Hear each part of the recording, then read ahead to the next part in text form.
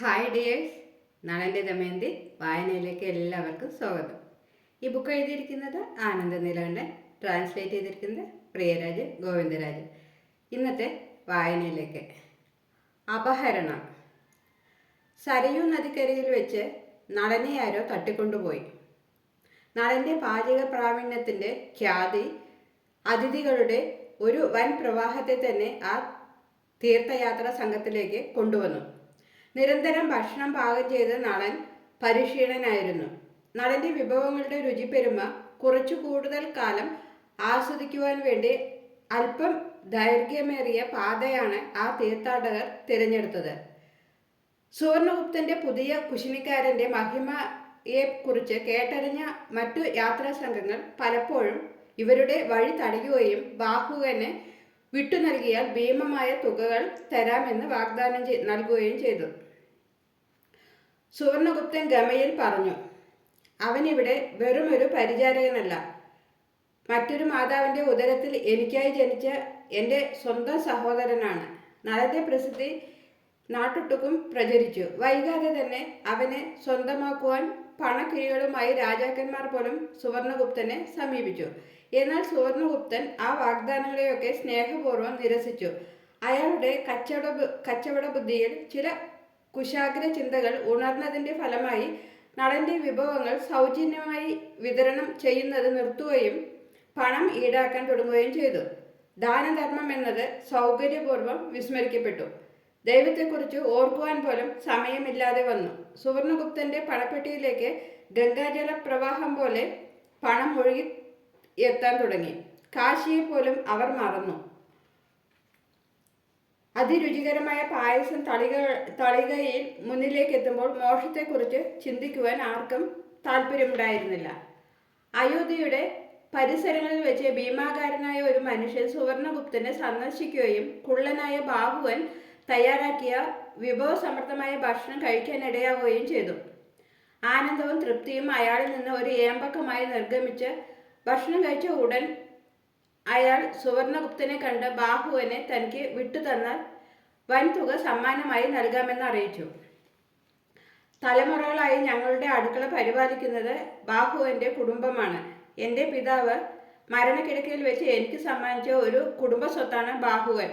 എൻ്റെ ശിരസ് പണയം വെക്കേണ്ടി വന്നാൽ പോലും ബാഹുവൻ എന്ന രത്നത്തെ ഞാൻ മറ്റാർക്കും കൊടുക്കുകയില്ല, സുവർണഗുപ്തൻ പറഞ്ഞു. ആ അധികായൻ കൂടുതൽ നിർബന്ധിക്കാതെ അവിടെ നിന്നും പോയി. എന്നാൽ അന്നു രാത്രി ഒരു പകൽ നീണ്ട കഠിനാധ്വാനത്തിന് ശേഷം തളർന്നുറങ്ങുകയായിരുന്ന നളന്റെ മേൽ ഒരു കട്ടി കരിമ്പടം വന്നു വീണു. ഒന്ന് നിലവിളിക്കാനാവുന്നതിനു മുൻപ് ആ കമ്പിളിയിൽ വരിഞ്ഞുകെട്ടി നളനെ ആരോ ദൂരേക്ക് കൊണ്ടുപോയി. ശേഷം ഒരു പലകത്തട്ടിലേക്ക് തിടുക്കത്തിൽ വലിച്ചെറിയപ്പെടുന്നതും തൊട്ടു പിന്നാലെ പങ്കായം ജലോപരിതലത്തിൽ ശക്തമായി വീഴുന്നതും നളൻ തിരിച്ചറിഞ്ഞു. അവൻ ഒരു വഞ്ചിയിലായിരുന്നു.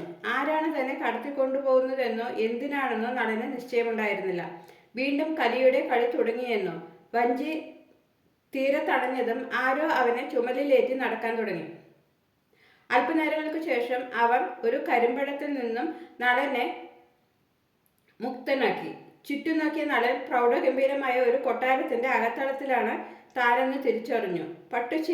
തിരശീലകൾ, വെട്ടിത്തിളങ്ങുന്ന നിലം, മിനുസമായ ഇരിപ്പിടങ്ങൾ, പതുപതുത്ത പരവതാനികൾ എല്ലാം ഒരു ധനാഢ്യന്റെ അതിവിശിഷ്ടമായ ശേഖരങ്ങളാണ് തങ്ങളെന്ന് ഊറ്റം കൊള്ളുന്നത് പോലെ തോന്നി. ആ മുറിയുടെ ഒരു കോണിലായി സ്വർണം പൂശിയ ഒരു വിളക്കിന്റെ മകുടത്തിൽ കണ്ണുകളിൽ പത്മരാഗ കല്ലുകൾ പതിച്ച മനോഹരമായ ശില്പവേലകൾ ചാരുത ചാർത്തിയ ഒരു മയിൽ രൂപമുണ്ടായിരുന്നു. ആ മയിൽപേട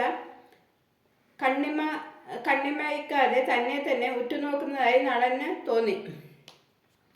മറ്റൊരു കോണിലെ വെള്ളിത്തളികയിൽ നിന്ന് സുഗന്ധ ധൂമം അവിടെമെങ്ങും നിറയുന്നുണ്ടായിരുന്നു. നളനെ അമ്പരിപ്പിച്ചുകൊണ്ട് വാതിൽപ്പാളികൾ മലർക്കെ തുറക്കപ്പെട്ടു. കന്യകമാരുടെ ഒരു നീണ്ട നിര അതിലൂടെ അകത്തേക്ക് കടന്നു വന്ന് അവന് ചുറ്റും നിന്നു. നളന്റെ എതിർപ്പുകളെ തീർത്തും അവഗണിച്ചുകൊണ്ട് അവർ അവന് ദേഹശുദ്ധി നടത്തി. മുന്തിയ പട്ടിനാൽ തീർത്ത നനുത്ത കുപ്പായങ്ങൾ അണിയിച്ച ഒരു വൃദ്ധ സ്ത്രീ അവന്റെ ചുമലുകളിൽ സ്വർണ്ണക്കിന്നരി തുന്നിയ ഒരു അംഗവസ്ത്രം ചുറ്റി. അവന്റെ നെറ്റിത്തടത്തിൽ ചുവന്ന കുങ്കുമം കൊണ്ട് നീളത്തിൽ കുറിവരിച്ചു. ശേഷം ഒരു കൈപ്പാടകലെ മാറി നിന്ന് സാബൂത് വീക്ഷിച്ചു. ഉത്കൃഷ്ടം. പുഞ്ചിരിയോടെ ഇത് പറഞ്ഞ് അവർ പരിചാരിക നീട്ടിയ സ്വർണം പൂശിയ കോളാമ്പിയിലേക്ക് മുറുക്കിത്തുപ്പി. എന്താണിതൊക്കെ, എന്തിനാണിതൊക്കെ? നളൻ ചോദിച്ചു. നിനക്കൊരു മംഗലം ആവാമെന്ന് കരുതി. എന്താ വിരോധമുണ്ടോ? ആ വൃദ്ധ സ്ത്രീ പറഞ്ഞത് കേട്ട് പരിചാരികൾ ഒന്നിച്ച് പൊട്ടിച്ചിരിച്ചു. കൊട്ടാരത്തിന്റെ ഇടവഴികളിലൂടെ നളനെ അവർ മുന്നോട്ട് നയിച്ചു. അമർഷം നിറഞ്ഞ ഭാവാദികളോടെ അവൻ നടക്കുന്നത് കാണുന്തോറും അവർ അവനെ കളിയാക്കുകയും അടക്കിച്ചിരിക്കുകയും ചെയ്തു. കൊട്ടാരത്തിന്റെ ചുറ്റിപ്പിടിഞ്ഞു കിടക്കുന്ന അകത്തളങ്ങളും ഇടനാഴികളും കടന്ന് അവൻ നടന്നു. ആ വഴിത്താരക്കിരുവശവും കുന്തവുമേന്തി നിൽക്കുന്ന കാവലാളുകളുടെ കണ്ണിൽ വിരിഞ്ഞ ആശ്ചര്യത്തെ പന്തങ്ങളുടെ മങ്ങിയ പ്രകാശത്തിലും അവൻ വ്യക്തമായി കണ്ടു. മട്ടുപ്പാവിൽ നിന്ന് സ്ത്രീകൾ അവനെ ഇടം കണ്ണിട്ട് നോക്കി. തന്റെ വൈരൂപ്യത്തെക്കുറിച്ചും വൈചിത്ര്യമാർന്ന വസ്ത്രധാരണത്തെക്കുറിച്ചും ബോധവാനായിരുന്ന നളന്റെ ഹൃദയം ദുഃഖാർത്ഥമായി. വിധിയുടെ വിളയാട്ടത്തിന്റെ ഒരു വിദൂഷകന്റെ വേഷം കെട്ടേണ്ടി വന്നുവല്ലോ എന്നോർത്ത് അവൻ തളർന്നുപോയി. കലിയുടെ സംഹാരതാണ്ഡവത്തിൽ ഇനിയും എന്തൊക്കെ തനിക്ക് വേണ്ടി കാത്തിരിക്കുന്നുണ്ടാവും എന്നയാൾ നിസ്സംഗനായി ഓർത്തു. ദമയന്തിയുടെ നിറഞ്ഞ പുഞ്ചിരിക്കുന്ന സുന്ദരവദനം അയാളുടെ മനതാരിലേക്ക് കടന്നു വന്നു. തികട്ടി വന്ന ഒരു കരച്ചിൽ നളൻ കടിച്ചമർത്തി. അടഞ്ഞുകിടന്ന ഒരു വാതിലിന് മുന്നിൽ ആ ഘോഷയാത്ര നിന്നു. അവരുടെ മേധാവിയായ സ്ത്രീ നളനെ ചൂണ്ടിക്കാട്ടി ദ്വാരപാലകന്റെ കാതിൽ എന്തോ രഹസ്യം പറഞ്ഞു. ഹൗ, ഇവനെ കണ്ടാൽ തന്നെ അറപ്പ് തോന്നുന്നു, ആ ദ്വാരപാലകൻ പറഞ്ഞു. അതിനിവൻ നിന്റെ മകളെ മംഗലം ചെയ്തു തരുമോ എന്ന് ചോദിച്ചു വന്നതല്ലടോ വിഡ്ഢി കുശുമാണ്ടമേ. ഇത് രാജാവിന്റെ ഉത്തരവാണ്, വാതിൽ തുറക്കുക, ആ സ്ത്രീ പറഞ്ഞു. മനസ്സിലോടെ അയാൾ വാതിലിന്റെ കൂറ്റൻ പാളികൾ അവർ കൈ തുറന്നു കൊടുത്തു. തന്റെ വൈരൂപ്യമാർന്ന മുഖം പ്രഥമ ദർശനത്തിൽ ഒരാളിൽ ഉളവാക്കുന്ന ഭയത്തിന്റെയും നീരസത്തിന്റെയും പ്രകമ്പനങ്ങളെ കുറിച്ച് നളന് നിശ്ചയമുണ്ടായിരുന്നു. ഒരു സർപ്പത്തെ രക്ഷിക്കാൻ ശ്രമിച്ചതിന് അവന് ലഭിച്ച പാരിതോഷികം. അവന് പക്ഷേ പശ്ചാത്താപം തോന്നിയില്ല. ആ സർപ്പത്തിനെ രക്ഷിച്ചില്ലായിരുന്നുവെങ്കിൽ തനിക്കൊരിക്കലും മനസ്സമാധാനത്തോടെ ഉറങ്ങാൻ സാധിക്കുമായിരുന്നില്ല എന്നവന് തീർച്ചയായിരുന്നു. കണ്ണഞ്ചിപ്പിക്കുന്ന പ്രകാശം പരക്കുന്ന ആ മുറിയിൽ ഒരു മുത്തശ്ശി പേരക്കുട്ടിയെ ഗുരുസന്നിധിയിലേക്കെന്ന പോലെ ആ വൃദ്ധ സ്ത്രീ നളന്റെ കൈപിടിച്ച് ആനയിച്ചു. ആളുകൾ ശ്വാസമടക്കി പിടിച്ചിരിക്കുന്നത് നളൻ മനസ്സിലാക്കി. അവിടത്തെ വെട്ടിത്തിളങ്ങുന്ന പ്രകാശവുമായി കണ്ണുകൾ ഇണങ്ങി വന്നപ്പോൾ നളൻ ചുറ്റും നോക്കി. പളുങ്കു ചഷകങ്ങളിൽ തിളങ്ങുന്ന പാനീയവുമായി സ്ത്രീ പുരുഷന്മാർ അവിടമെങ്ങും നിലകൊണ്ടു. അവരുടെ ആഭരണങ്ങളിലെ വൈരക്കല്ലുകൾ വെട്ടിത്തിളങ്ങി. അവർ നടക്കുമ്പോൾ പട്ടുകുപ്പായങ്ങളിൽ നിന്ന് മങ്ങിയ പ്രഭ അവിടമാകെ നിറഞ്ഞു നിന്നു. ആ അറയുടെ മധ്യത്തിലായി ഒരു തീന്മേശയ്ക്ക് മുകളിൽ സ്വർണ്ണ കോപ്പകളും തളികകളും ഭംഗിയായി അടുക്കി വെച്ചിരിക്കുന്നു. അതിന്റെ അങ്ങേയറ്റത്തായി ഭീമാകാരനായ ഒരു മനുഷ്യൻ ഇരിക്കുന്നത് നളൻ കണ്ടു. ആ മനുഷ്യന്റെ തലപ്പാവിൽ പതിച്ചിരുന്ന മാണിക്യക്കല്ലിന് ഒരു മാമ്പഴത്തോളം വലുപ്പമുണ്ടായിരുന്നു. വിരിഞ്ഞ മാറിടം മറയ്ക്കുന്നത്ര സ്വർണ്ണാഭരണങ്ങളും മാതള നിറത്തിൽ പട്ടുകുപ്പായവുമായി തന്റെ മയൂര സിംഹാസനത്തിൽ അയാൾ ഇരുന്നു.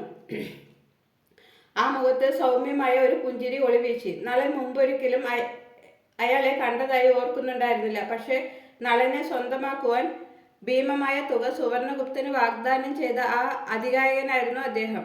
ഇത് ബാഹുവൻ, ഈ ലോകത്ത് ഇന്നുള്ള പാചക വിദഗ്ധരിൽ അതിശ്രേഷ്ഠൻ. ആ ആജാനുഭാഗ്യം നിറഞ്ഞ ചിരിയോടെ എഴുന്നേറ്റ് നിന്ന് പറഞ്ഞു. നളൻ അദ്ദേഹത്തെ ആപാദചൂടെ നോക്കി.